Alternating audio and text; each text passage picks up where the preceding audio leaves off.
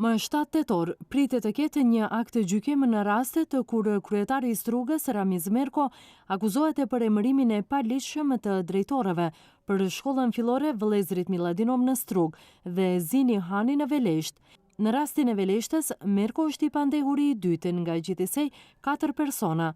E akuzuara e parë është Egzona Shej, e cila dyshohet se ka përdorur 2 dokumente publike të falsifikuara si të vërteta, të cilat i ka përdorur për të dhënë provimin profesional në qendrën shtetërore të provimeve.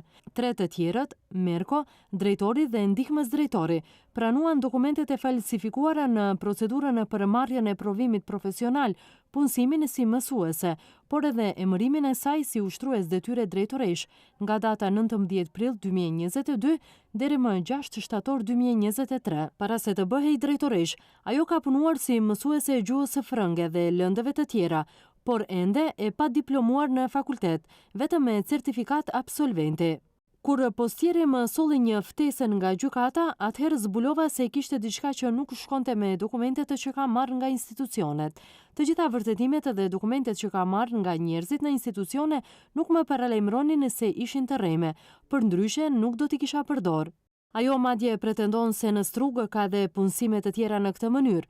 Avokati i Shejt thotë se lëshimi është bërë tek ai që ka dhënë këto dokumente. Me deklaratën e sotme të saj dhe nga gjitha provat e bashkangjitura në akt akuz, është e qartë se asnjë nga ato që renditin si akti kryerjes së veprës penale nuk qëndron. Nëse dikush ka bërë diçka të gabuar, është ai që ka lëshuar disa dokumente për të cilat ajo është e akuzuar, të cilat nuk ka prova se ato janë dokumente të rreme.